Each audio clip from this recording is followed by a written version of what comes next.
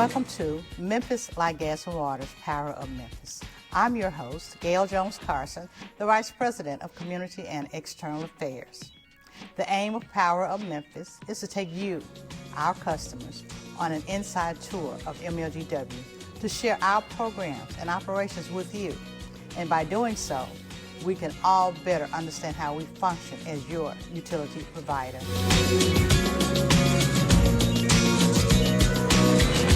Today's guests are Alonzo Weaver, the Senior Vice President, Chief Operating Officer, and Chief Utility Officer. My next guest will be Dianna Patterson, who is the Chief Credit Counselor for Memphis Like Gas and Water.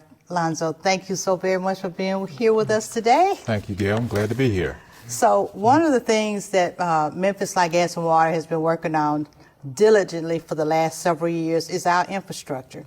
We received rate increases to make sure we can harden our infrastructure, and hopefully we will have shorter outages and less outages. So could you kind of explain for our viewers what this infrastructure plan looks like? Certainly, Gail. The infrastructure plan actually covers electric, gas, and water. Okay. A lot of people are concerned about electricity because of the reliability issues, but it's a broad plan. The electric reliability plan is about a $354 million plan. The gas plan is $50 million, and the water is around $122 million. It was put into the 5-year rate action that we had back in 2018, I believe, 2019. It came up in 2019. So we've been moving forward with trying to implement all these different initiatives. Okay, so where are we now with the plan? Okay. As far as progressing, because I think the vote took place in maybe 2018 and became effective 2019? Yes. So, yes, we started in 2019, and on the electric side, we have worked on various aspects of the plan. We looked at our facilities, our substations. We're taking out breakers and exchanging old circuit breakers for new circuit breakers and putting in transformers, hopefully to mitigate the possibility of a large-scale outage. So that's going along very well. That's running along at plan. Distribution pole replacement, some of our pole infrastructure is older, and therefore it needs to be changed out so they can be more reliable and resilient. So we're on plan for that. Well, let me ask you right there, how many poles do we have in our system? Oh, there are probably 100,000 or more. Okay. There's a lot of poles in our system. So we have a program that identifies poles that are in need of replacement or remediation. And based on what we find, then we put them in for replacement and have a contracted crew that goes out and does those replacements. Oh, okay. We're also working on distribution automation. We've got about 130 million of the 350 million allocated for distribution automation. And what exactly is distribution automation? So distribution automation gives us an opportunity to isolate a fault a lot quicker, so it minimizes the number of people that are impacted by an outage. Presently, when we have an outage, we have to send someone out. We send a troubleshooter out to do a lot of that work. With the distribution automation system, we implemented some of the system will be self-healing, so they'll talk to each other and be able to isolate the fault, and they'll just minimize the number of people that are impacted by an outage. So we're looking forward to getting that done. It's a pretty complicated system, it's a big system. So does that also mean customer services will be restored quicker? Yes, customer services will be restored quicker. We don't have to wait for the troubleshooter to come out and do that. Oh, great. Yeah. Another big aspect of it is tree maintenance. And Memphis loves their trees. We love our trees. We love our trees, except for when it's a major storm. But trees don't even have to be a major storm. Yeah, it doesn't. It really doesn't. But trees and overhead lines just do not go well together. And we've got 2 contractors on board now working on tree trimming.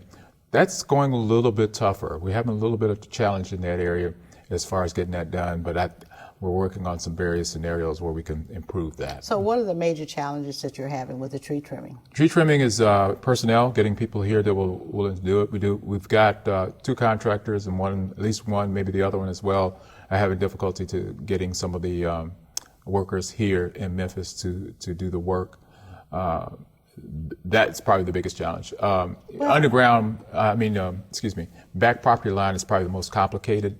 Back property line meaning the back of someone's home, or? Right. So it's at the rear property line of a home, of a lot, and it requires somebody to climb a tree as opposed to working out of a bucket truck. Why is that? Because that's where it's located. You just can't get a bucket truck to it. And that has been a challenge, finding climbers that are willing to do that type of work. Okay, so many people want to know, how do you determine which areas or which trees are trimmed first?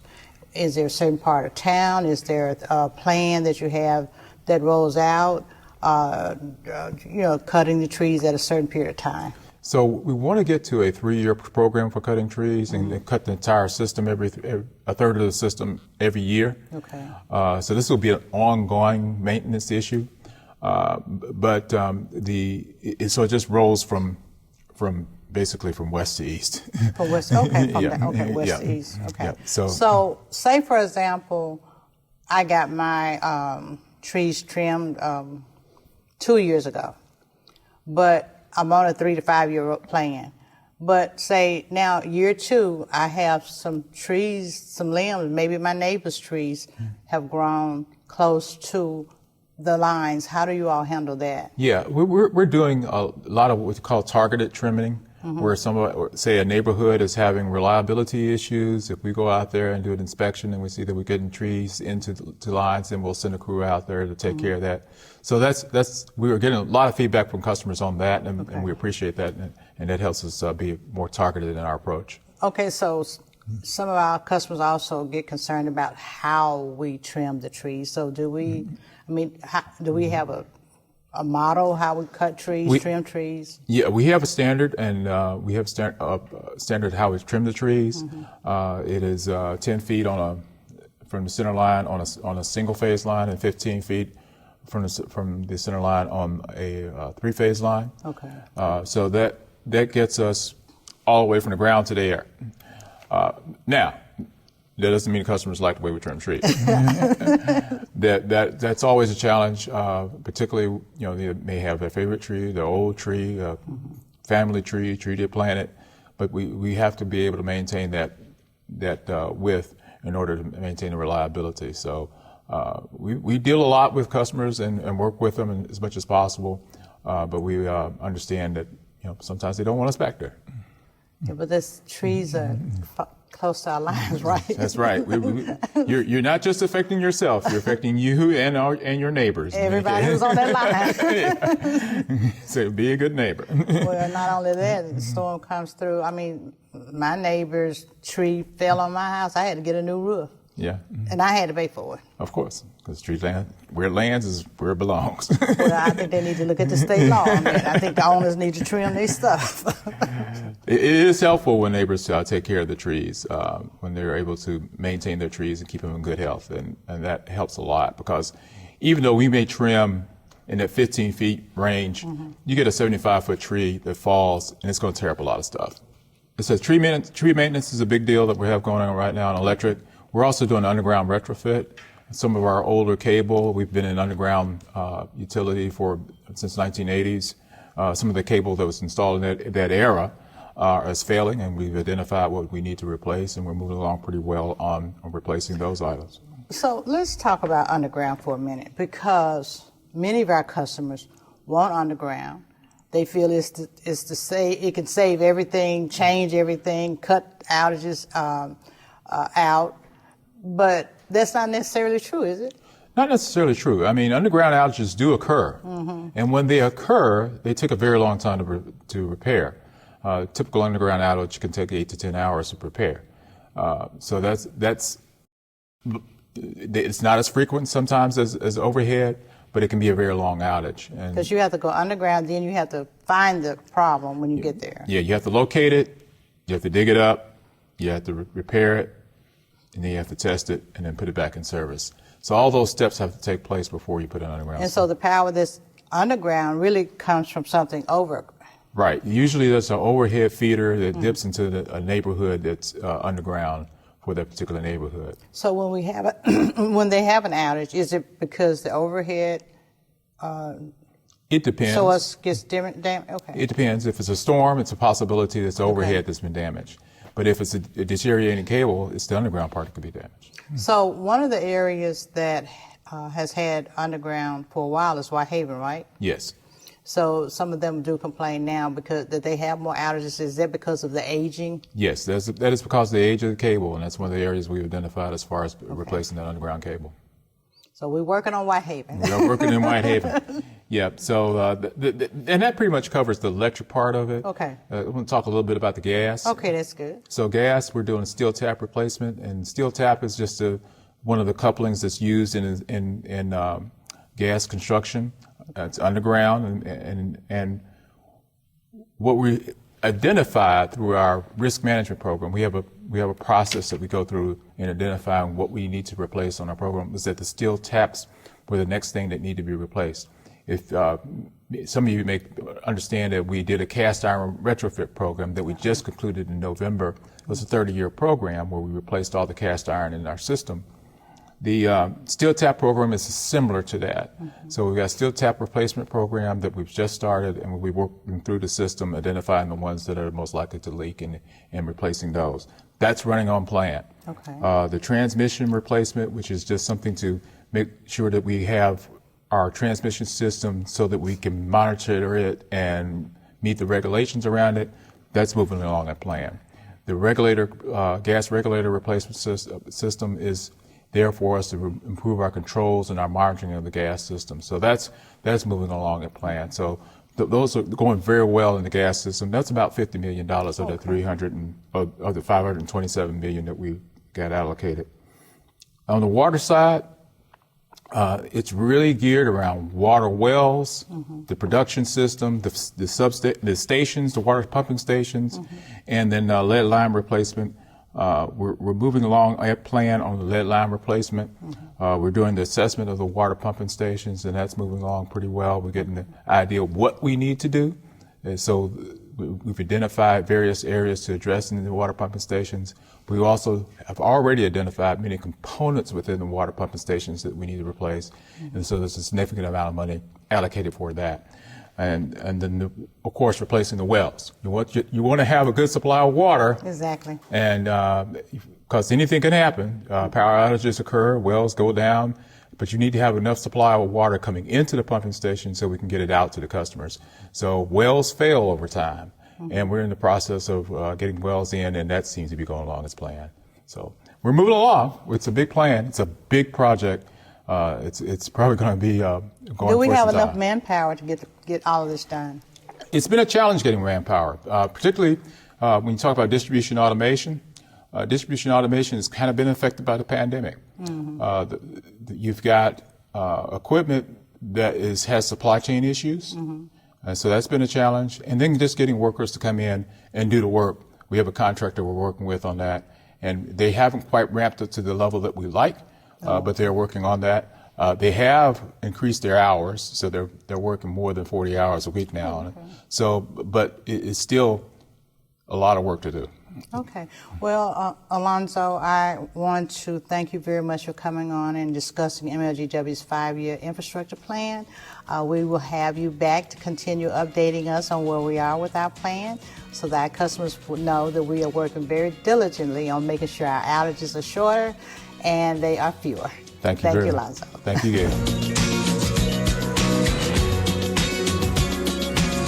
Welcome back to Memphis Like Gas and Water's Power Up Memphis. I appreciate you staying with us.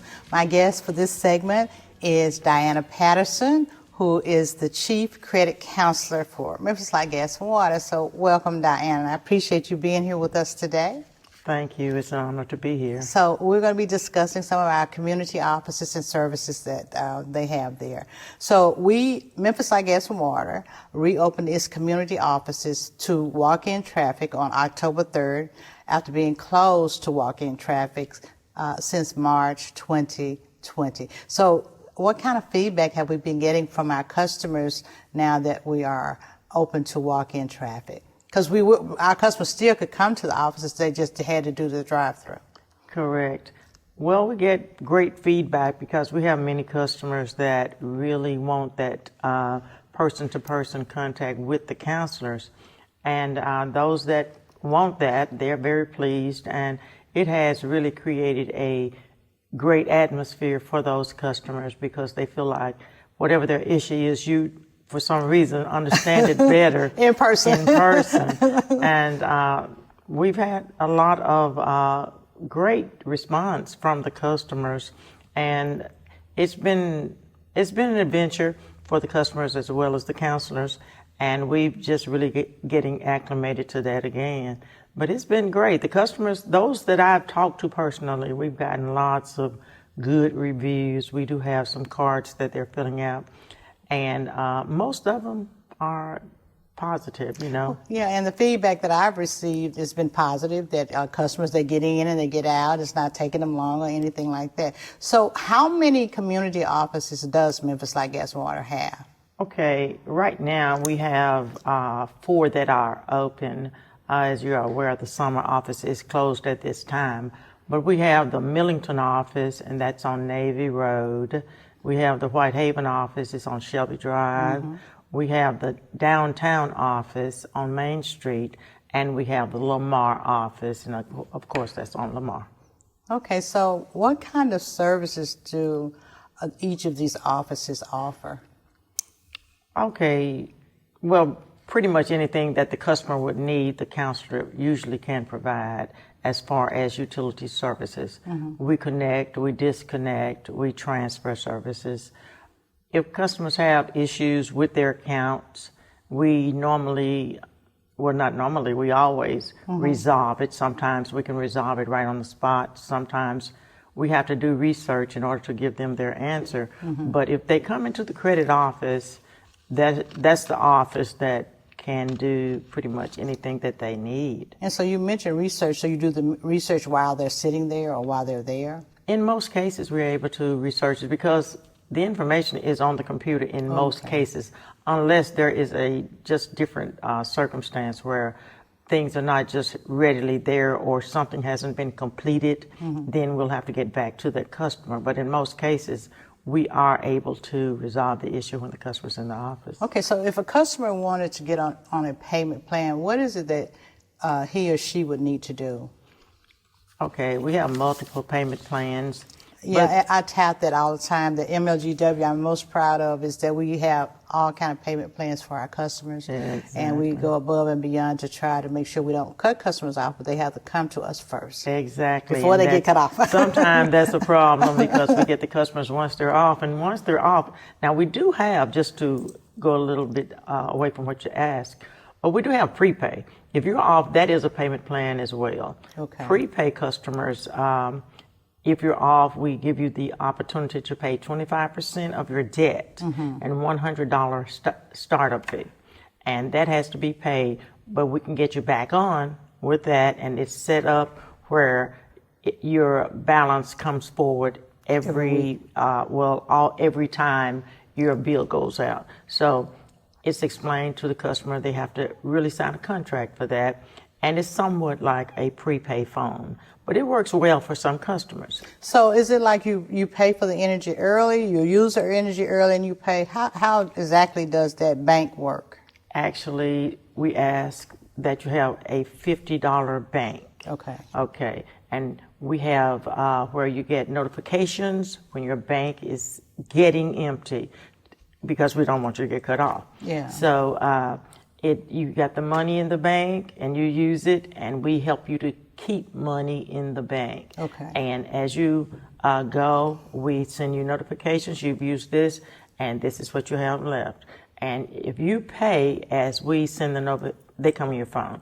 As we send the notifications, then you won't get disconnected. Now you can pay more and have more in your bank, but at least you need about $50 because we use, especially in these days, mm-hmm. we use a lot of utilities. So you don't want to get so low till you're paying 3 times a week. If you put money up, then, you can use it like that. So, yes. Well, we had an extraordinarily hot summer, not just in Memphis, but across the country. I know we had a minimum of 30 days this summer where we had a heat index of over 100 degrees. Correct. So that meant our systems and air was working more often. So how were those customers impacted? Like, I didn't know that they could pay 2 or 3 times a week.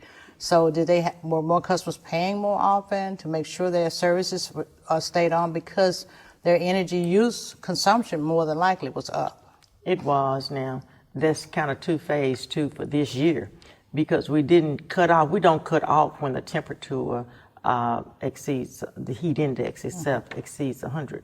And so we had a lot of that this summer, so we were not cutting off even the prepaid customers. Oh, so I didn't know the prepaid were excluded from, okay. They are in that, when we don't cut it off, yes, they are. So that's our weather moratorium program. It is our weather moratorium.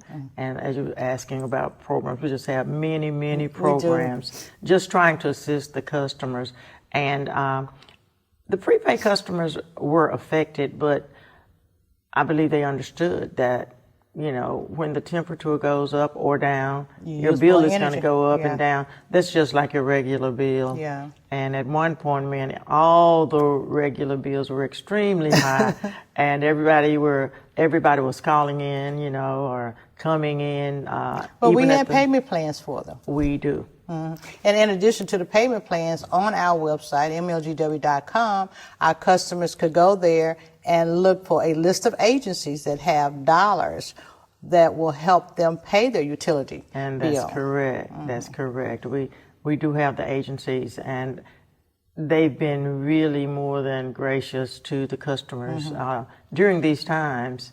And again, back to payment plans, we set up a special payment plan during those high bills, deferred payment plan, where you can again pay 25%, and we set up a website so it would shorten your time to try to get through to somebody. Oh, great. So they were able to go online to that website and send a request, and we would get back with them. Oh, great. In order to set up that payment plan. So that worked really well. 25% of your debt, and we were setting the balance up for 10 months. We still have that particular program, however. Yeah. But that's really helpful when the bills go really high due to extreme weather conditions. Yeah. And customers it was almost overwhelming, the number of customers that were requesting that based on the high bills. But again, and that really is not income related, because extreme temperatures can create very high bills, and that impacts not just folks with lower income, but also middle income families as well. Exactly. And so those plans are available to them as well, right? Exactly, because we know the people like middle income or high income, the bills are higher because of maybe the size of the homes and that type thing. And in some cases, everybody may need some assistance. And that's the thing. People never know when they may be in a situation where they need to use one of our plans, and our plans are available for everyone. Exactly. And, we have so many plans, and that's the great thing to me as far as MLGW is concerned. We are always trying to come up with a way that we can help our customers. You're absolutely right. So you were asking about what payment plans. Now, customers come in all the time for just a regular extension. They want an extension on their account, and we do that all day, every day. And that's just maybe a few days or a few weeks, right? Yes, and it helps. I get paid Friday, but my cutoff may be scheduled Tuesday, so we can give additional time. And, even sometimes they set it up, and then they call back and say, well, I can't reach that one. Well, we do have a few more days that we can give outside of the normal extension, and we'll do that. So that's good that you can be flexible. The customer service rep can be flexible. Exactly. So I'm glad we were able to mention we can't even go through all the plans that we have, but if they call in, we'll be able to provide that information for them. But one of the things I wanted to talk about quickly was we have a new queue list system for our customers to schedule appointments. Can you talk some about how that works? It's Okay. technology that's available to our customers now. Exactly. It is really a great tool. QLIS is a system where the customers can make appointments to see a counselor, and you can go online or go to the website and make an appointment to see a counselor, and it's real. I mean, you really get an appointment. So if I can go on today and say, well, I want to see if I can schedule an appointment with a counselor Friday at 2 p.m., I could do that either by scanning the code, or Yeah, I can scan the barcode. I just brought a little sample of that barcode. Yeah. But yes, you can scan the barcode or go online. Okay. Yes. And even if you call in, sometimes you have a situation that they can't handle on the call. If you're elderly or disabled, because everybody's not able to function like that, then the service advisor will make you an appointment. I mean, we just try every avenue in order And so to be able to that's been assist. working a lot better than just people just coming in. So now It people know has. when they're going to be seen and everything. It So what has. about customers who don't have a phone or who are not technology savvy? How can they schedule seeing a counselor? Okay, now if you walk in and, well, back to what I said though, if you call in and you're not technically savvy, then the service advisor can make the appointment for Okay. you. However, if you walk in and the wait time may be 3 hours, and you say, well, I can't wait 3 hours. The receptionist will ask, do you want to make an appointment? She will make you an appointment Oh, at great. that point. Okay. We have many customers that come in and they don't want to wait. They make an appointment. It may even be the next day or two. And they come back. And they'll come back, yes. So, but if you come in and you don't have an appointment, but you opt to wait, you can go to your car, because it'll tell you about how long the wait time is. Wait time, 2.5 hours. You may want to go to the grocery store, because we're going to send you a text to say, it's your time. Your time is coming up, and you have 3 to 8 minutes, I believe, in order to get back. So that works really well. 3 to 8 minutes, that's pretty good. Yeah. I think we've moved it. Initially, we had it 3, and now it's moved to 8 to give you a little more time to be back. So QLIS works really well. Let me tell you this little thing about opening with QLIS, because I was somewhat afraid of QLIS. And I told my manager, I said, man, I just had all type of anxiety thinking, we're just going to be opening up and these people are going to bum rush us and QLIS and how.